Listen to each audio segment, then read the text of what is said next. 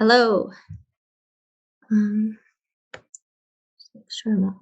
Okay, I would like to welcome everyone to MTRI's Summer Seminar Series. See if some more people filter in here.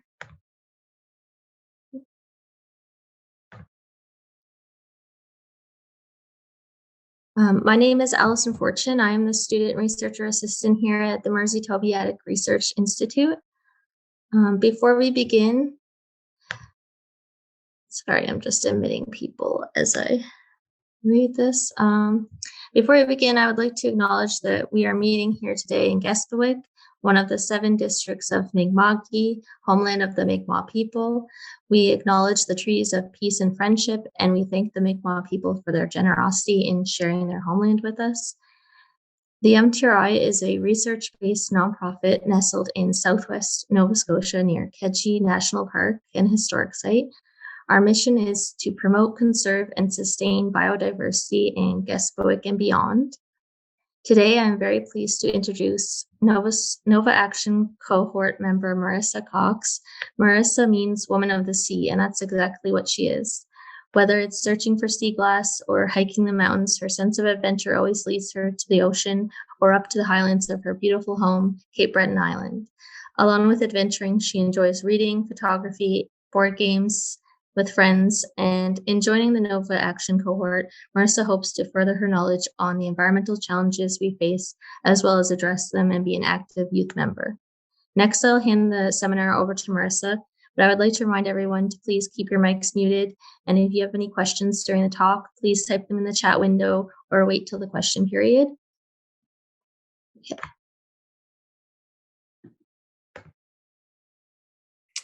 Hi there. So thank you very much for that introduction, Allison. So yeah, I'm Marissa. I'm 17 years old and I'm a part of the Nova Action Cohort. So I guess I'll get right to it with my presentation. So let's see how this share screen works.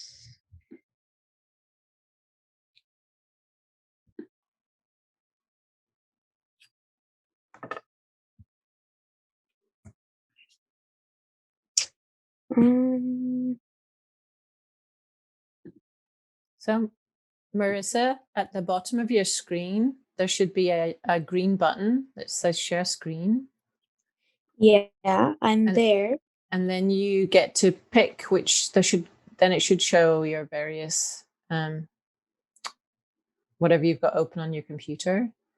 And if you can't see the one that you're looking for, bottom right hand corner, sometimes it says other screens, and that should allow you to scroll down. Yeah, I see the options, but it's not showing my screen. It's not showing what I have, the tab that I have open. Well, that's interesting. You could share your whole screen and then just go to the tab, and we should be able to see it.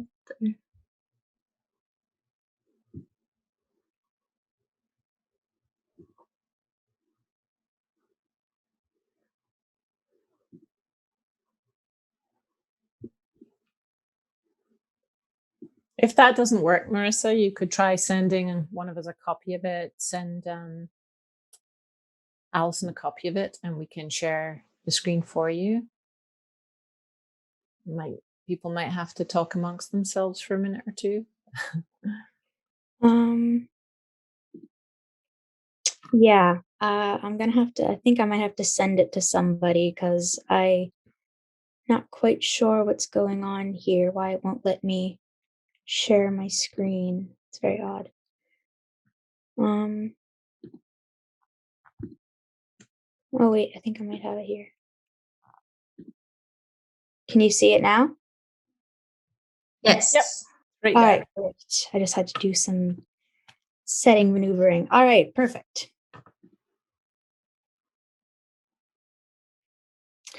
Okay, so title of my talk is BioChar's Clawsome. So I hope you enjoy that pun. So I'll just get right to it. So first, a little bit about me. I recently had my first experience on a lobster fishing boat last week. So you can see the picture of me there. I think it's a pretty funny picture, but I love it. So that was last week and I had a great time. I love to explore and hike in my home of Cape Breton Island, as was previously mentioned in that introduction. In grade 10, I was awarded first place for my science fair project, and you'll actually find out in the coming slides that the project that I did in grade 10 is actually sort of the source for the project that I'm going to present to you in the upcoming slide. So this was kind of the original project. And I love to travel with my family. So you can see myself and my two brothers there in that picture in Disney World. So about biochar. So for those of you who may not know what it is, biochar is like an organic charcoal and it has many properties and uses. So if you read articles or if you do some research, you'll find out that there's a lot of certain properties that biochar has. So like it's very porous, and then this nature can help with water retention, nutrient exchange capacity, and other things as well, including increasing soil pH, which is one of the uses that I included and used biochar for in my project. When it's made, some of the carbon from the biomass is sequestered. So when this is done, about half of the carbon that is present in the biomass is now getting trapped inside the biochar instead of what would have been, it would have decomposed and just been released into the atmosphere. So when it is made, biochar is made by burning the biomass in an environment of little to no oxygen, also called pyrolysis. And so they have got fancy ovens so that they can control this. Scientists control how much air goes in and out. And anything organic can be made into biochar. And waste is a great thing to use because you are reusing those materials instead of, just letting them decompose and release carbon. So you're reusing them and you don't have as much carbon that's being released into the atmosphere, which I think is pretty cool. So how I got here, this would be my scientific research journey, up until now. So it all started out with my very first project, which would have been my grade 10 project, as I previously mentioned in that little introduction about myself. So with this project, I reached out to Stephanie McQuarrie at Cape Breton University for some help with science fair because I wanted to do well with this project. I wanted some mentorship, right? So I found out that she was doing a lot of work with biochar, and it really interested me because of all of those fun facts about biochar that I just mentioned. I thought, wow, this is a pretty cool material. And I also knew and heard her on the radio, and she was featured in articles. So her and her team and biochar was becoming a little bit big in my area. So it was growing. And so my idea was I wanted to do something with biochar. I decided this is what I want to do. So with Stephanie's help and with help of her research students, I got my project together and I started doing actual work in the lab. And this would have been pre-COVID, of course, but you can see some pictures of me there doing some work in her lab, which was pretty neat. So my grade 10 science fair project, just to speak on that a little bit, this was 2019, 2020, and the objective was to determine if biochar could do better or equal to limestone, in growing barley, and thus be a better alternative to lime. So the reasons it would be a better alternative to lime would be that it has the ability to sequester carbon, as biochar has that property. It would be able to increase soil pH. And the reasoning behind that is because limestone is primarily made up of calcium carbonate. Well, crab shells, which is the biochar, the biochar that was used was made from crab shells. And crab shells contain a high amount of calcium carbonate as well. So the thought is that if crab shells can be made into biochar, then biochar already has the ability to increase pH by itself. But now that we've added this extra bit of calcium carbonate, this neutralizing acid sort of like property, then it should definitely be able to, hopefully, increase soil pH for a better environment for plant growth, as well as those nutrients that would be present in the crab shells would also be retained into the biochar and therefore supply supplementary nutrients. And so overall, it would just be a better alternative to lime in terms of like environmental friendliness, as well as improving plant growth. And so these results from this project did show that biochar did better than lime, which was it was pretty cool, I have to say. So my grade 11 science fair project, which would have been just this past year for school, the objective was to determine if forestry waste biochar, so a different biochar this time, would be effective in the removal of lead from water, and to determine if biochar would be a somewhat permanent solution for lead removal, or if the lead would leach from the biochar over time. So where this project came from was that, I'm not sure if any of you have heard, but the government of Nova Scotia last year, in the fall, I believe, in the fall, they came out with results of how much lead was in the water of schools around the province. So my high school, Riverview High School here in Cape Breton, the amount of lead in our water was crazy high. It was unsafe. We aren't allowed to drink it. It's only for hand washing. So the levels were pretty high, especially in certain areas of the school where the taps haven't been used. So it was pretty high. So that got me thinking, along with Stephanie's help, she'd already been doing some other research with biochar and lead and heavy metals. And so the idea was, okay, how about using forestry waste biochar as a sort of filter to absorb this lead to get it out of the water, and then can we find out if the lead will leach from the biochar or if it will stay trapped inside that biochar. So that was the idea behind that. And so these results show that the effectiveness of lead absorption varied drastically, but that biochar was effective in the retention of lead. So I will say that due to the resources I had available to me and lab testing, is that I couldn't have enough samples. I didn't have enough samples as I might have liked. So I had very few samples. And unfortunately, some of those didn't have lead originally. So the water that I collected from my school, because I used the school water, some of the water that I gathered didn't have lead in it originally, but I didn't really have any resources to test if it had water in it beforehand, before I went through with my testing. So it was a bit of a gamble there.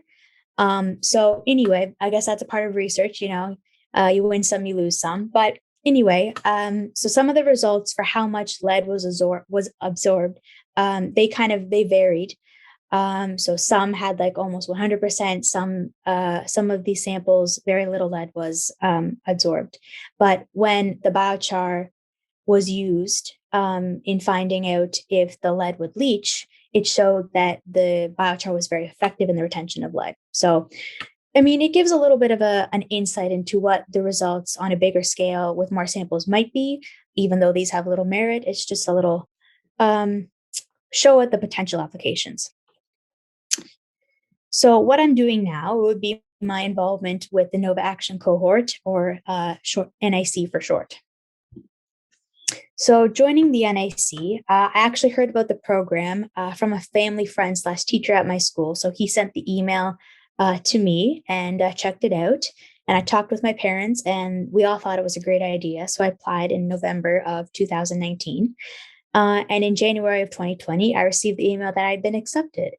So of course, the Nova Action Cohort is a part of the Coastal Action organization based in Lunenburg. So I was accepted for my region. So it's made up of 9 like-minded youth from across the province. So as I just said, I was accepted for the Cape Breton region. I'm the representative, I guess you could say, from the whole Cape Breton for Cape Breton Island. So the aim is for us to address environmental issues in our communities. So to find something that we think is an issue and to research it, to tackle it, to try to take it on. And the youth-led project consists of 2 parts. So year 1 is research, year 2 is outreach, which is kind of what I'm doing, with you guys right now, is I'm sharing my results.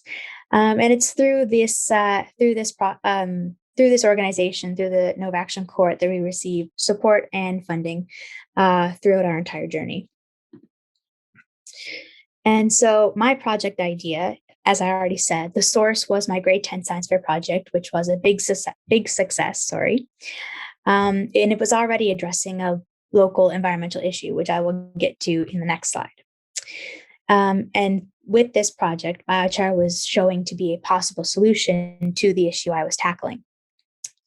So the study, with this study, I decided to do more research with BioChar on this topic of plant growth. And so I tweaked my previous project a little bit, and away I went.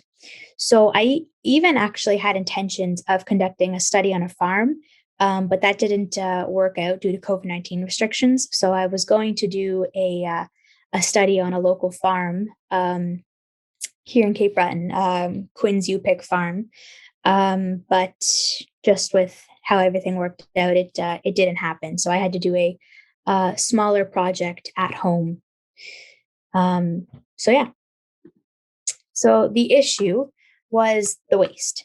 Louisburg Seafoods Limited in Cape Breton, Nova Scotia, produces and transports about 1,000 tons of crab body waste to an organic landfill in Guysborough County each year. So that is a lot of crab shell waste, because, you have a crab and then people desire the legs, which have the most meat, right? So that gets sold, but about a third of the crab gets wasted because it's just the body and nobody wants it. So it's just going to decompose and release CO2, which leads into the second part of the issue, which is the carbon. So worldwide CO2 emissions and climate change are influenced by the burning of fossil fuels during the transportation of the waste and the carbon that would be released during the decomposition. So you can see in this picture here on the left, that's some of the crab shell waste that just gets transported, right? So the purpose of this study was to determine if biochar made from crab shell waste can be used as an effective soil amendment for growing crops and a more feasible alternative in terms of decreasing CO2 emissions, environmental friendliness, and improving plant growth compared to agricultural limestone. So as I said, it's very similar to the previous project I did, because I wanted to do a bit more and see, hey, are these results really significant? And so that's what I did with this project. And I grew pumpkin plants because pumpkin sprouts, because the farm that I was had intentions of doing my project at, they grow a lot of pumpkins. And so I was like, okay, we'll just continue on with that. And it seemed it was a good plant to use in terms of my results and measuring and, cutting up the plants, and my analysis was just more convenient than, say, something that grew underground. I could actually see the progression of growth. As well, the dirt that I used for this project was supplied from Quinn's U-Pick. And so it was hypothesized that biochar would do better or equal to limestone in growing plants. And so a little PS is that the hypothesis was correct. So that was pretty good, pretty cool. So the procedure, both lime and biochar were used as soil amendments, along with a control, of course, to grow pumpkin sprouts for 40 days. The plants were grown in two settings, a controlled environment and a natural environment where fewer variables were monitored. So, of course, COVID, I was staying home. Of course, COVID time, so I had to stay home. So it was a smaller project. And so I did the best that I could with the resources I had available. So I had my 2 buckets of plants, my controlled environment and my natural environment. So the control plants, they got things like, distilled water. They were covered if it was raining outside, or put under shelter. I took them inside and outside, so they received a somewhat consistent amount of sunlight, whereas the natural setting plants, they got rain or hose water. They were left out the majority of the time unless taken in during a hurricane or something like that. So that was just kind of what I was trying to do. I was trying to keep something more controlled to compare my realistic study, my natural environment study, so I could have that comparison between the two settings. So the whole summer I had to take care of my little sprouts, and they became my plant babies. Throughout the summer last year, I was making a couple posts, and always the hashtag plant babies was present because it was a little running joke. So of course they were my plant babies until harvesting time came. Dun dun dun. And so I had to, of course, wash the plants, cut them up, measure them, etc. And so the results showed that with soil pH, both lime and biochar were able to increase and sustain pH levels, but lime showed some possible benefits that require further study. So lime was, I guess you could say, better at increasing, so more significantly increasing and then sustaining. So over the course of plant growth, the soil pH remained somewhat consistent, whereas the biochar, the plants grown in biochar, that soil was fluctuated. So it didn't remain as consistent. And these results were actually inconsistent with my grade 10 project, where biochar showed to do the exact opposite. So with the last project, lime fluctuated, whereas biochar remained consistent. But with this project, they literally swapped places. So based on both of these results, it's hard to say which does better. Both are effective, but it's hard to say which does better in increasing soil pH and sustaining levels. So with seed germination, it was observed that while plants grown in a natural setting may do better with lime than with biochar, may do better with biochar than with lime. Growth is comparable in a controlled setting. So this was just like a little quick thing that I saw. It has little merit and requires further study, but it was just that in the natural setting, biochar grew better based on the stats, whereas in the controlled setting, they both grew the same. So that's speculation, but requires further study. So you can see here in the graphs that I have that, of course, let me move this out of the way. There we go. So you can see that the change in pH was more drastic. It was larger for the plants grown with biochar compared to lime. And so, yeah, that's not much to look at with those graphs, just kind of here for your viewing pleasure. But yeah, so you can see with the controlled setting, the with the controlled setting, the growth between amendments was consistent, whereas in the natural setting they all varied, which is to be expected, of course, because in a controlled setting, more variables are monitored. So it's more of an ideal environment, which was to be expected. That's obvious, of course.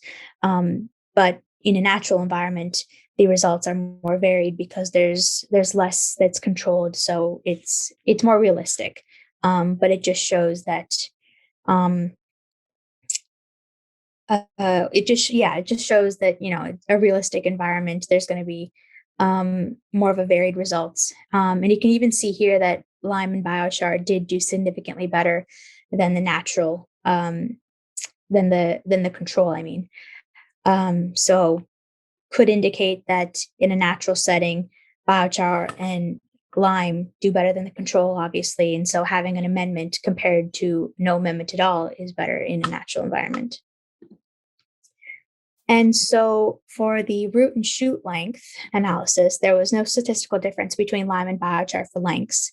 And this would indicate the watering and nutrient availability were comparable, because when you have a plant, typically speaking, its roots are going to grow longer if it is in distress. So if it's looking for water, if it's looking for nutrients, its roots are going to grow longer in search of these. Whereas if roots are short, they are going to have access to those nutrients and water so that the sprouts can grow longer.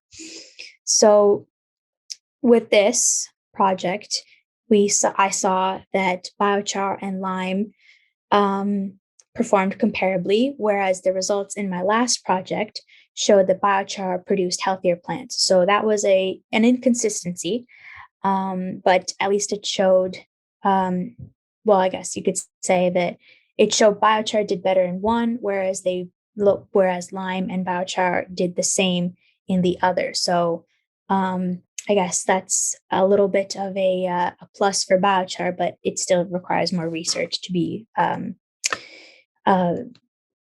You can't really be certain with anything with science, but at least it would help with biochar, perhaps, if we could get more results for biochar, more favorable results for biochar. So with sugar content, it was observed that for the comparison of biochar against lime, all results indicated they were of similar health. So while there was no statistical difference for my grade 10 project and the Nova Action project, the results for biochar sugar levels with this project, they were kind of all over the place. They were varied, whereas in the last project, the results for biochar were overall higher than the other levels for the other amendments. So that was kind of interesting. So while there's no difference, it was varied for this project, overall higher for the last project. So this just shows here the root and shoot lengths. So you can see the natural setting has very long roots, so it did rather poorly. Whereas plants that have, shorter roots and longer roots or somewhat similar root and shoot lengths, they did better. So yeah, you can just see here in the sugar content that it was kind of varied all over the place. And the stats showed that there was no significant difference amongst these levels. So the implications would be that biochar is showing to be a feasible alternative to limestone. I guess I should mention before that is that the hypothesis was correct in the sense that biochar didn't do worse than lime. It did about the same. It didn't quite do better, but it did do the same. So that was where the hypothesis was correct. So at least it shows that it is an alternative and it can be used. So as I was saying, biochar is showing to be a feasible alternative to limestone. And using crab biochar is a great way to reuse materials, sequester carbon, and improve plant growth. And so to dream huge, and I have that italicized and underlined for a reason, because it's more so a pipe dream, but it shows the potential applications and usefulness of biochar. Because a worldwide sustainable application of biochar may help to reduce carbon emissions and increase food yield, if we can get enough research to support this, of course. So the next steps would be there is most notably the desire and need to do a field study. This would be a real-life application of how biochar interacts with the environment, as well as studies in growing other plants with crab biochar would also be helpful in determining which crops grow best with biochar. So for me, the goal is really just to get the word about biochar out there. I want to be able to stop having to explain it as an organic charcoal. I want people to know what it is and to actually use it. So that was something I said to Claire a couple months ago, and I thought it really fit. So those were all of the people who helped me out with this project. They really helped, and I couldn't have done this project without them. Of course, credits for this slideshow, link to any resources and references used in this project. And so thank you. Any questions? And of course, down here, you can see my Instagram page, as well as if you Google this here, you'll find an article about what I'm doing as well.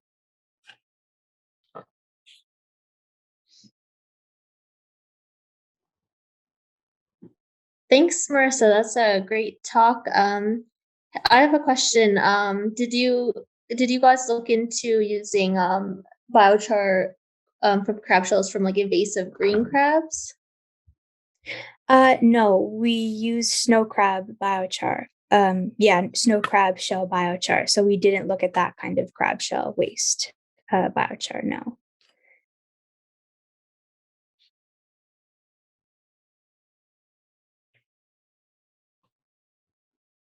I'll go next, if that's okay.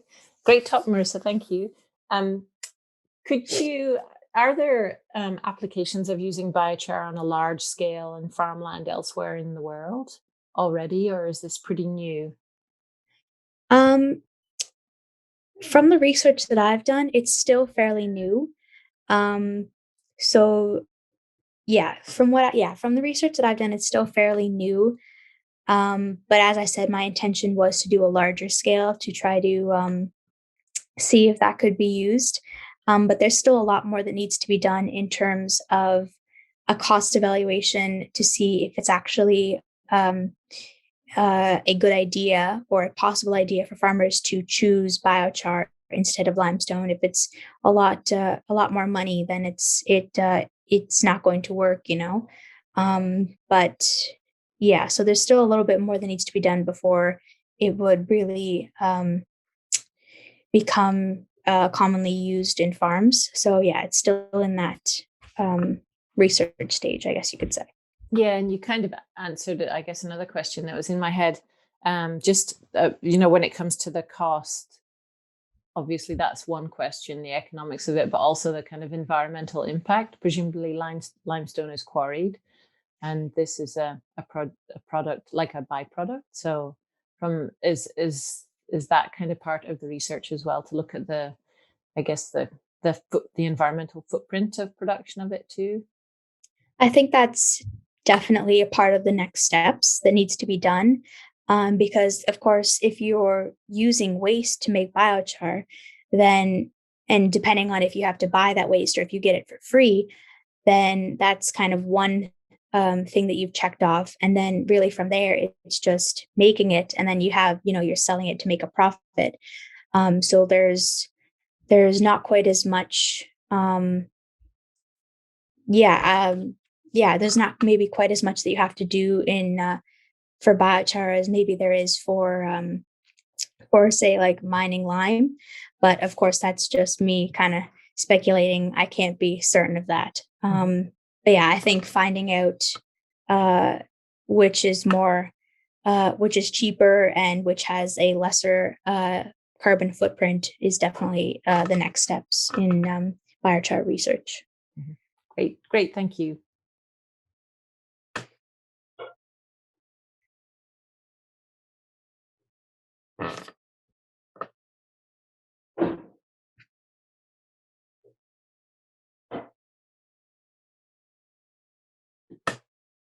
While we're waiting, if there's any more questions, you can type them in the chat or just unmute there. But I just wanted to talk about, I just want to thank Marissa again for her presentation. And next week in our seminar series, Matt Miller will be presenting. His presentation is celebrating 10 years of stewardship, research, and education at Otter Pond's Demonstration Forest. We hope everyone is well, and we get to see you again very soon.